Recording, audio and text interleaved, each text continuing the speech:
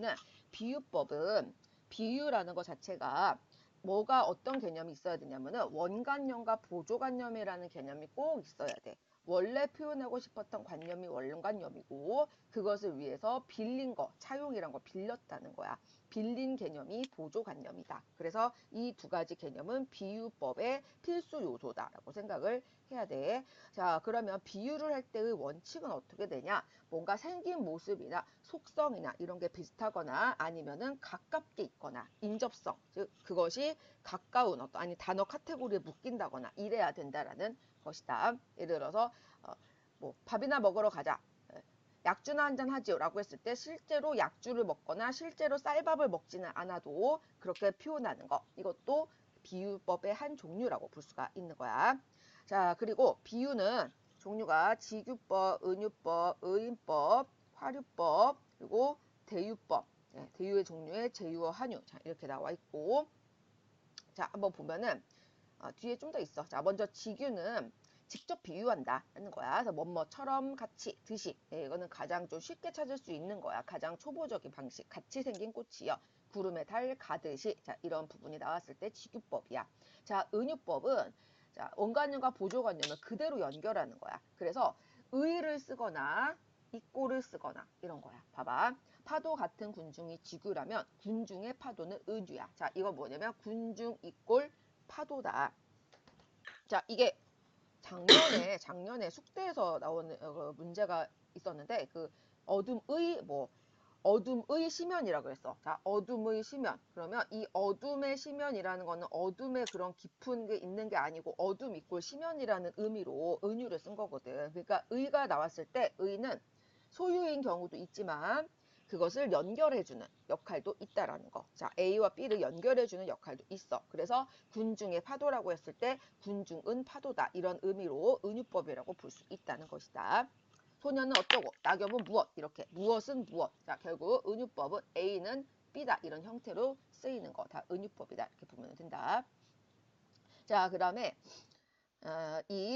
그러니까 은유법을 쓰면서 예를 들어서 이 보조관념만 나오고 원관념을 숨길 수도 있어. 그렇게 하는 경우도 있어. 이건 나중에 다시 얘기해주고. 자, 그 다음에 의인법과 화류법 이 두 개를 구별을 이제 해야 되는데 의인법은 인간이 아닌 것을 비인간을 인간처럼 표현해야지 의인법이고 화류법은 무생물을 생물로 표현하는 거야. 이게 두 개가 차이가 있지. 왜냐면 비인간을 인간으로 표현하는 거, 동물도 여기 해당이 되는 거니까 동물도 해당이 돼. 근데 인간처럼이라는 것은 인간의 감정이나 사고뿐만 아니라 인간의 신체 기관이 들어가도 마찬가지야. 봐봐, 뭐 손짓한다 이런 거 있지. 손짓, 자 손이라는 거 자체도 사실 인간에게만 주로 써. 물론 유인원에게도 쓰지. 근데 자꾸 유인원으로 확대하면은 이 내용이 산으로 간다. 그러니까 일반적으로 어떤 동물을 생각해 봤을 때 동물은 발을 쓰지 손을 쓰지 않아. 인간은 손짓한다 혹은 눈짓한다 이랬을 때 그것은 인간의 속성이라는 거야. 웃는다 역시 인간의 속성이야.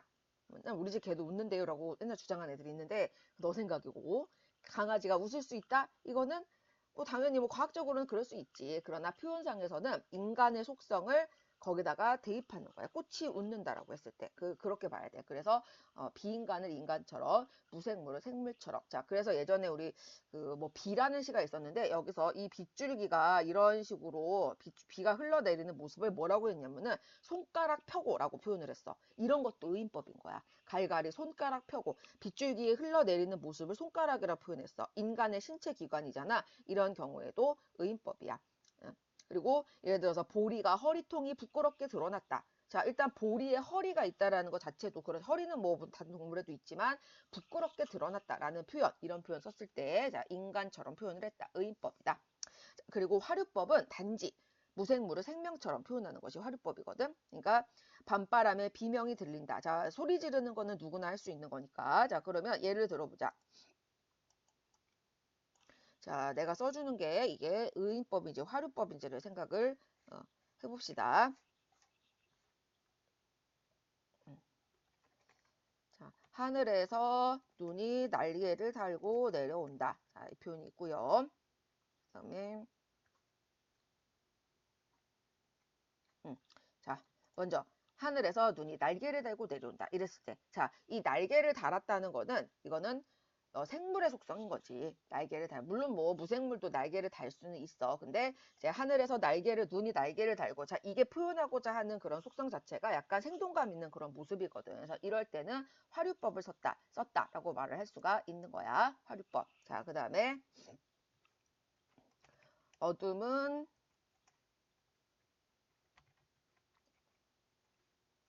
새를 낳고 돌을 낳고 꽃을 낳는다. 새라는 시에다 어둠은 새를 낳는다. 자, 이거 그 물어보자. 입니다.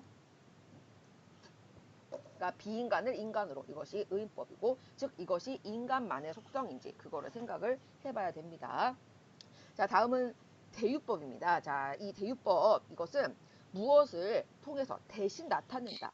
자, 속성이나 어떤 일부로 어떤 전체를 표현하는 것이 대유법인데, 종류에는 제유와 환유가 있어요. 자, 요거 이제 잘 기억해 주세요. 그런데 왜 굳이 대유법 안에 두 개를 넣었느냐? 이것이 약간 겹칠 수 있기 때문에 그렇습니다. 제유랑 환유가요. 자, 제유는 부분으로 전체를 나타내는 표현입니다. 부분으로 전체를. 자, 그래서 보면은 우리나라를 나타낼 때 한라에서 백두까지 이렇게 표현을 했어. 우리나라 전체를. 즉 부분에서 전체를, 부분을 통해서 전체를 나타내는 거예요. 자, 우리 빼앗긴 들에도 봄은 오는가 했을 때 이 들이 우리나라 국토 전체를 의미한다. 이럴 때 이것은 제유법을 썼다라고 할 수 있는 거예요. 자, 이런 것이고요. 그리고 또 우리가 왜 사방이 깜깜하다 했을 때 사방이라는 말 자체가 내 방이란 뜻이거든. 동서남북이거든. 근데 동서남북만 딱 깜깜한 게 아니죠. 예. 그러니까 이런 경우도 제휴법을 썼다라는 겁니다. 환유법은 속성으로 어떤 대상을 표현하는 것입니다. 그것은 뭐냐면은 패는 칼보다 강하다. 패는 문화의 속성, 칼은 즉 무력의 속성 이런 거. 그리고 뭐 학사모를 쓰다, 연사포를 쓰다 이런 거. 어떤 그 일, 즉 졸업을 하는 일, 결혼을 하는 일의 어떤 한 과정을 통해서 그 대상을 나타내 주는 것이죠. 이런 것은 환유법입니다. 자, 그러니까 다시 얘가 조금 어려워요. 제유하고 환유는, 자, 다시 얘기를 해보면은 제유는 제유법이라고 했을 때는 부분으로 전체를 나타내는 것이고요. 환유는 속성으로 대상을, 자, 속성으로 대상을 나타내는 것이다 라고 했는데, 자, 그러면 굳이 이거를 제유랑 환유로 왜 나눠서 생각을 하나요? 라고 했을 때 이게 겹칠 수가 있어요. 자, 예를 들어서 이겁니다. 자, 인간은 빵만으로 유명한 영화 제목 중에요. 빵과 장미라는 제목이 있어요. 자, 이건 뭐냐면 빵은 인간에게 필요한 물질적인 요소고요. 장미는 인간에게 필요한 정신적인 요소를 말하는 겁니다. 그러면 인간에게는 빵만 필요한 게 아니라 장미도 필요하다라는 얘기야. 그랬을 때 빵과 장미를 이것처럼 물질적, 정신적인 어떤 특징이라고 했을 때는 환유가 될 수가 있고, 빵이 인간에게 필요한 물질 중에 일부, 어떤 일부라고 표현을 했을 때는 제유도 될 수가 있어요. 그래서 이런 경우가 있기 때문에 두 개를 합쳐서 뭉뚱그려서 대유법이라고 얘기를 하는 거예요. 즉 장미도 마찬가지죠. 장미, 즉 모든 어떤 그 정신적인 요소를 주는 모든 어떤 요소가 있으면 그 중에 일부예요. 이렇게 봤을 땐 제유도 되고 환유도 되고 두 개가 약간 겹칠 수가 있어요. 그래서 이런 것 때문에 이걸 이렇게 두 개로 나누는 것입니다. 물론 안 겹치는 경우도 있어요. 지금 안 겹치는 경우는 얘기한 것처럼 뭐 한라에서 백두까지 이런 건 안 겹치죠. 예. 아이고. 알아주시면 돼요. 풍유법이라고 속담이나 격언을 인용하는 거, 간접적으로 인용하는 거. 그래서 이거는 많이 나오지는 않습니다. 자, 다음은 중의법도, 이 중의법이라는 말 자체가 많이 쓰이지는 않고요. 문학의 어떤 속성 중에 하나라는 것만 일단 알아주세요. 자, 여기서 중요한 것은요. 여러분이 이 단어들이 비슷하다는 사실을 알아야 됩니다. 줄을 쳐주세요. 우의적이다, 우회적이다, 간접적이다, 우화적이다. 자, 이런 표현 방식. 이건 문학작품에서, 자, 한마디로 우리가 이소부화 같은 거 생각하면 됩니다. 어떤 대상이 나오는데 그 대상을 통해서 다른 얘기를 하려는 거예요. 여우와 심포도 이야기가 정말 여우 얘기를 하려는 것이 아니죠. 그러니까 이렇게 돌려서 말하는 모든 방식을 중의적이다라고 말한다는 거예요. 두 개 이상이 있다라는 거. 그래서 우리가 문법 할 때는 그런 얘기예요. 문법 중에서는 중의적인 문장을 쓰면 문법적으로 어긋났다고 하거든요. 한다. 자, 그 다음 거 보겠습니다. 강조법인데요. 이 말은 몰라도 됩니다. 자, 이제부터 중요한 것만 과장법. 자, 과장은요. 축소 과장과 확대 과장이 있어요. 자, 그러니까 쥐꼬리만한 월급, 벼룩의 갓, 모기 소리만한 목소리, 눈물의 홍수 이런 것들이 과장법인데 즉 크게 하거나 작게 하거나 즉 있을 수는 있는데 자 그래서 여러분이 과장하고 학생들이 역설을 많이 헷갈려 해요. 자, 이 역설법이라는 건 패러독스는 논리적인 오류가 있는 거예요. 논리적인 오류. 즉 한마디로 뭐냐면은 이게 말이 앞뒤가 맞지 않아야지만 역설법이거든요. 근데 이제 애들이 막 이러는 거예요. 나 이러면 어떻게 설득해야 될지 모르는데 월급이 어떻게 쥐꼬리 마네요라고 얘기를 합니다. 근데 그걸 가지고 이제 얘기를 하면은 더 이상 할 말이 없는 거야. 이건 뭐냐면 실제로 작다라는 걸 표현하기 위해서 아주 작은 것을 비유를 하고 있는 그냥 들여다가 얘기를 하는 거거든. 근데 역설법은 이런 거죠. 어, 뭐 통장에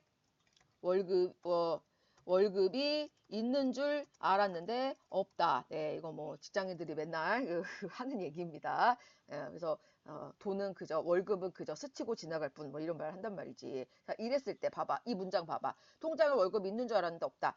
통장에 월급이 이거보다 좀 더 강하게 써야겠다. 있는 듯 없다. 있지만 없다. 이렇게 이거 봐봐. 있지만 없다. 월급이 있지만 없다. 이렇게 써요. 자, 논리적 모순이 있는 거예요. 있다와 없다가 서로 반대잖아요. 근데 이렇게 써야지만 역설법인 거예요. 그러니까 과장하고 역설을 헷갈리면 안 돼요. 과장은 있을 수는 있어. 근데 그거를 크게 아니면 작게 강조하는 표현이라는 얘기예요. 그리고 특히 뭐 눈물의 홍수 이게 진짜 대표적인 과장법이죠. 내 눈물이 홍수가 나서 내 눈물 때문에 강은 마르지 않을 것이다. 이 표현이 나올 때 굉장히 과장한 표현이라는 것이죠. 자, 반복은 뭐 너무 쉬운데 특히 반복에는 그거 정도만 기억해 주세요. A, A, B, A라는 반복 기법이 있습니다. 자, 이거는 어떻게 나오냐면 다음 중 이 유형이 같지 않은 것은 이렇게 물어볼 수 있어요. 자, A, A, B, A. 고향으로 돌아가자. 아씨 큰 아씨 이거 보세요. A A B A 마오 그리 마오 A A B A 이런 방식이 있습니다. 자, 이것도 리듬감을 주는 하나의 방식입니다. 그래서 반복법은 너무 쉬워서 사실 잘 안 물어보죠. 눈으로 봤을 때 딱 시각적으로 보이는 수답법은 잘 안 물어봅니다. 그래서 뒤에 수학법 실전 문제를 푸실 때도 이것도 굳이 반복법은 안 적어도 돼요. 상관없어요. 자, 그 다음에 세 번째 열거법입니다. 열거는요, 뭘 막 나열하는 거예요. 나열을 할 때 중요한 것은요, 각각 서로 다른 내용, 즉 반복은요, A, A, B, A 똑같은 것을 반복하는 거예요. 근데 열거는요, 나열하는 건데 A, B, C, D. 자, 국토는 역사이며 철학이며 시며 정신입니다. 자, 그런데 이때 주의해야 되는 것은 나열하는 대상이 대등한 관계여야 됩니다. 대등한 관계여야지만 합니다. 자, 문장과 내가 좋아하는 것은 사과, 배, 음악이다. 이렇게 말하면 제대로 된 문장이 아니라는 거예요. 왜냐면 사과, 배는 과일의 종류인데 음악을 넣어버리면 얘는 생뚱맞아 버리는 것이죠. 자, 그래서 이런 경우에 대등한 관계여야지만 된다. 나열하는 것이. 자, 이거 기억해 주시고요. 자, 다음은 점층법인데 점층법 뭐가 점점점 강도가 세지는 거예요. 표현이 세지거나 아니면 내용이 길어지거나 이럴 때 점층법이라고 이야기할 수 있습니다. 자, 그리고 점강법은 반대여가지고 거의 이제 쓰이지는 않아요. 왜냐면 우리가 보통 강조를 할 때 점점 세게 강조를 해야 하는 것이 더 인상적이기 때문에 보통은 사람들이 점층법을 쓰지 점강법은 잘 쓰지는 않습니다. 자, 그 다음에 뭐 비교법은 비교법이라는 말도 좀 많이 안 써서요. 자, 대조법에다 동그라미 해놓으세요. 대조법 나오면은 이제 이거는 대조법이라는 거 수사법으로 물어보기보다 그 시에 대조가 나왔는지 안 나왔는지, 자, 의미의 대조, 단어의 대조, 색깔, 감각의 대조 이런 것이 있을 수 있는데, 자, 의미의 대조 보통 이런 거예요. 긍정적 의미, 부정적 의미. 자, 나의 무덤에는 차가운 빗돌을 세우지 말라 그러면 무덤. 그 다음에 빗돌, 이게 부정적인 의미고, 그 앞에 노란 해바라기를 심어달라. 그럼 해바라기가 긍정적인 의미고, 자, 그리고 냉온 감각 같은 것도 있어요. 감각의 대조가 뭐냐면 명암, 밝고 어두운 거, 그리고 따뜻하고 차가운 거, 이런 것도 나올 수 있습니다. 이런 게 나오면 대조를 했다. 또 색채 대비라고 하기도 하죠. 색깔이 두드러지는 게 나왔을 때 색채 대비라는 말도 합니다. 자, 이런 게 나왔을 때 시에서 여러분 꼭 구별을 하셔야 됩니다.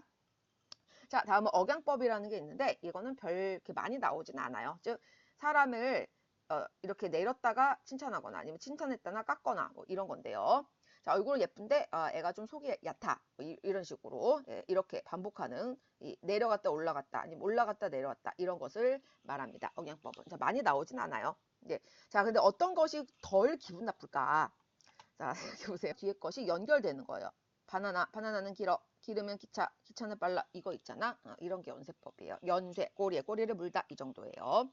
다음에 영탄은 감정을 강조하는 것이죠. 자, 이 두 가지가 있어요. 느낌표가 있으면 무조건 영탄법이에요. 그리고 영탄형의 조사라거나 영탄형의 어미 같은 것이 있습니다. 자, 뭐뭐로구나, 예, 여기 아름답구나 이런 것처럼 뭐뭐로구나, 뭐 내 누님 같이 생긴 꽃이요, 뭐 요런 표현들 영탄적인 종결 어미를 쓰거나 영탄적인 조사를 썼을 때 이렇게 볼 수 있습니다. 자, 됐고요. 자, 그 다음에 이제 변화법 중에서는 굉장히 중요한 게 지금 두 개가 있는데, 반어와 역설. 반어와 역설의 차이. 이게 매우 중요합니다. 자, 일단 두 개를 이제 간단하게 정의를 내리자면요. 이렇게 보세요. 자, 반어는 실제 상황이나 속 마음과 반대다. 자, 이렇게 생각하셔야 되고요. 실제 상황이나 속 마음과 반대예요. 반대로 말하는 거예요. 예, 죽어도 아니 눈물 흘리오리다 이런 겁니다. 자, 그 이유는 뭐냐면은 뭐 때문에 이런 표현을 쓰냐면은 강조, 풍자. 자, 두 개입니다. 강조하기 위해서 나는 죽어도 아니 눈물 흘리오리다 이렇게 말함으로써 마음을 강조하는 것이죠. 그리고 풍자는 진짜 참 잘나셨네, 대단하시네, 뭐 이런 식으로 말할 때 실제 상황과 반대로 말함으로써 대상을 풍자하는 효과를 주는 것이죠. 그래서 저런 효과 때문에 하는 것입니다. 자, 역설은 꼭 논리적인 오류가 있어야 돼요. 자, 지는 것이 이기는 것이다. 지는 것이 이기는 것이다. 크게 버리는 자가 크게 얻는다. 이런 식으로 논리적인 오류가 있어야 됩니다. 자, 일찍 일어나서 논리적 오류가 있어야 돼. 즉 뭐냐면 문장 자체 오류가 좀 있어야 돼. 그리고 모순 형용이라는 게 있어요. 형용사가 모순되는 형용사가 합쳐져 있는 것이 모순 형용이에요. 뭐냐면 모순 형용은 외로운, 황홀한 슬픔 이런 것이 모순 형용이죠. 형용사가 서로 어울리지 않는 것이 나란히 있는 것입니다. 황홀한 슬픔 이런 거 모순 형용이고요. 자, 역설을 쓸 때는 어떤 효과를 지니냐면 그 안에 있는 깊은 뜻이나 진리를 드러내는 역할을 합니다. 깊은 뜻이나 진리를 드러내는 역할을 하는 것이 역설입니다. 즉 문장으로 구조 자체는 오류가 있지만 그 안에 뭔가 진리가 들어있어. 그럴 때 우리가 역설법이라고 얘기를 한다는 것입니다. 자, 그러면 반어는 모순이 없어요. 반어는 실제 상황이나 속마음과 단지 반대로 표현할 뿐이기 때문에 이거는 논리적인 오류는 없습니다. 역설은 논리적인 오류가 있어요. 자, 그걸 찾아야 됩니다. 자, 그래서 여기 예시들을 한번 읽어보세요. 자, 예를 들어서 먼 훗날 당신이 찾으시면 잊었노라 라고 말을 했어. 그러나 이것은 실제로 내가 잊지 못했다 라는 뜻으로 잊었노라 라고 말하고 있는 것입니다. 그래서 이런 부분은 반어라고 볼 수가 있는 것이고요. 자, 어떤 부분이 확실하게 반어인지를 체크를 해드릴게요. 자, 첫 번째에서는 죽어도 아닌 눈물 흘리오리다. 여기다 줄을 치시고요. 자, 이것이 확실하게 그 반어적인 표현인 것이죠. 자, 내가 눈물을 절대로 흘리지 않겠다라고 하지만 실제로는 나는 울 것이다. 너무 슬플 것이다. 그 마음을 드러내고 있는 것입니다. 죽어도 아닌 눈물 흘리오리다. 그 위에 이제 살뜰히도 잠을 깨우는구나. 이것도 자 살뜰하게라는 게 되게 열심히 잘 이런 거죠. 내 잠을 잘도 깨우는구나. 자, 여러분 한 번 잠에서 깨면은 다시 잠들기가 어렵잖아요. 그래서 그럴 때 내 잠을 잘도 깨웠구나. 뭐 이렇게 말을 했다. 반어법이라는 것이죠. 그리고 잊었노라라는가. 자, 그 다음 거 보세요. 여공들의 얼굴은 희고 아름다우며 아이들은 무럭무럭 자라 모두들 공장으로 간다. 이런 것이 반어인데요. 뭐냐면 아이들은 무럭무럭 자라 공장이 아니라 학교에 가야 되는데 여공들 얼굴은 희고 아름답고 자, 이런 표현 이거 풍자를 하기 위해서 실제 상황과 반대로 얘기를 하는 거예요. 여공들의 얼굴은 희고 아름다우면 맨날 일만 하는데 이럴 수가 없어요. 그리고 아이들은 자라서 공장으로 간다. 이 긍정적인 것처럼 진술을 했지만 사실은 부정적인 것입니다. 자, 그 다음에 이 사소한 황동규의 즐거운 편지에서는요. 사소한 일 이것이 이 부분이 바로 반어입니다. 사소하다는 게 아무것도 아니다라는 건데 사실은 굉장히 나에게 중요한 일이다. 예, 그런 얘기거든요. 근데 이걸 반대로 얘기를 하고 있는 것입니다. 그래서 나는 사소함으로 그대를 불러보리라. 예, 내가 언제나 당신을 기다리고 있겠다. 뭐 그런 내용입니다. 자, 그 다음에 묘비명도 풍자하고 있어요. 한 줄의 시는커녕 한 권의 소설도 읽은 적이 없는 그는 한평생 행복하게 살며 많은 돈을 벌었고 높은 자리에 올라 이처럼 훌륭한 비석을 남겼다. 이것도 비꼬고 있는 것입니다. 자, 여기서 시하고 소설은 진짜 뭐 시소설을 안 읽는다고 사람이 나쁜 사람은 아니죠. 그런데 여기서 시소설은 이를테면 뭐 타인에 대한 관심, 뭐 대중의 인간에 대한 사랑 이런 거를 의미하는 거지. 그래서 그런 것이 없이 그는 돈만 벌었던 사람인데 이렇게 훌륭한 비석을 남겼다라고 표현하고 있는 것입니다. 자, 반어는 그거고요. 자, 그다음에 역설은요. 역설의 예를 한번 보세요. 자, 시를 쓰면 아이고 뭐 보세요. 뭐 눈뜬 장님. 장님이 눈이 떴다. 장님은 눈을 물론 이제 눈동자가 보일 수는 있지. 근데 보이지 않는다라는 의미에서 하는 거니까 이런 것도 이제 모순적인 표현이에요. 님은 같지만 나는 보내지 않았습니다. 이런 거. 소리 없는 아우성. 아우성이 막 소리치는 여러 사람이 소리치는 것을 아우성이라고 그러는데 소리가 없는 아우성이래요. 이런 것도 역설인 것이죠. 그리고 유명한 시에서 겨울은 강철로 된 무지개인가 보다. 자, 이게 있어요. 저 겨울은 강철로 된 무지개인가 보다. 이걸 보면은 자, 강철과 무지개의 이미지가 서로 어울리지 않죠. 단단하고 차갑고 이런 이미지와 밝고 연약한 이미지. 이렇게 서로 어울리지 않는 게 같이 있는 것도 역설법입니다. 자, 그 다음에 찬란한 슬픔, 외로운 황홀한 이런 것도 역설이다. 그래서 꼭 역설과 반어의 차이를 기억해 주세요. 자, 그리고 세 번째 도치법인데요. 도치는 앞뒤 순서를 바꾸는 거예요. 아까 죽어도 아니 눈물 흘리오리다. 이것도 도치인데 원래는 죽어도 눈물 아니라고 써야 되는데 아니 눈물 이렇게 썼어요. 이런 거 도치법입니다. 앞뒤 순서를 바꾼다. 자, 그다음 대꾸법 이것도 조금 중요한데요. 대꾸법은요. 이게 문장 구조가 반복되는 것을 대꾸법이라고 합니다. 네, 문장 구조가 반복이 되는 거예요. 자, 이거 다른 말로 통사구조라고도 합니다. 통사구조. 문장을 다른 말로 통사라고도 하거든요. 자, 우리가 합성어 파생할 때 뭐 통사적, 비통사적 이런 얘기 하는데 통사가 문장입니다. 네, 문장 구조가 반복되는 것을 대꾸법이라고 한다. 자, 뭐냐? 콩 심은 데 콩 나고 팥 심은 데 팥 난다. 이런 식으로. 네. 너는 가고 나는 온다. 이런 식으로. 지난 애는 가고 새로운 애가 온다. 이렇게 문장 구조가 반복이 돼야 돼. 내용 자체가 반복되는 게 아닙니다. 내용이 반복되면 반복법이에요. 통사 구조가 반복돼야지 된다. 그 대꾸법이에요. 대꾸법. 자, 그 다음에 서리법. 일부러 묻는 형식을 취하는 것이 서리법이죠. 자, 정말로 몰라서 묻는 게 아니고요. 자, 설마 그가 그랬을 리가 뭐 이렇게 하는 거죠. 정말 그가 그랬을 리 있겠어? 이렇게 질문하는 거. 이건 실제로 질문이 아닌 것이죠. 강조하기 위해서 표현하는 것. 서리법이라고 합니다.